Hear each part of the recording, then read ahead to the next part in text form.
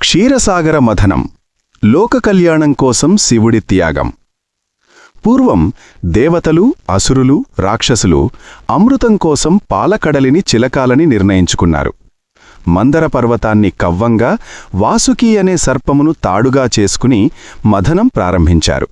అయితే అమృతం రాకముందే ఆ సముద్రం నుండి హాలాహలం అనే అత్యంత భయంకరమైన విషం పుట్టింది. ఆ విషం ఎంత శక్తివంతమైనదంటే అది లోకాలను దహించివేయడం మొదలుపెట్టింది. ఆ వేడికి, ఘాటుకి దేవతలు, రాక్షసులు బెంబేలెత్తిపోయారు.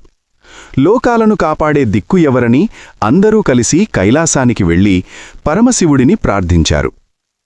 ప్రజల కష్టాలను చూసి చలించిపోయిన భోళాశంకరుడు ఆ భయంకరమైన విషాన్ని తనే స్వీకరించాలని నిర్ణయించుకున్నాడు.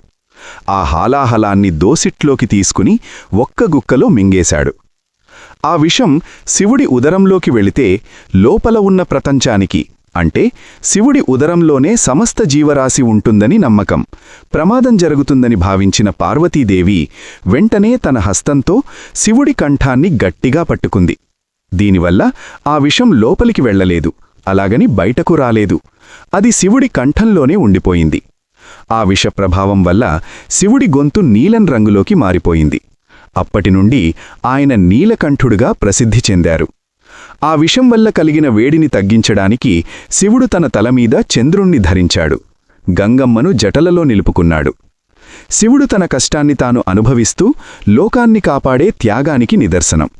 లోక కళ్యాణం కోసం విషాన్ని సైతం అమృతంలా స్వీకరించే గొప్ప గుణం శివుడిది.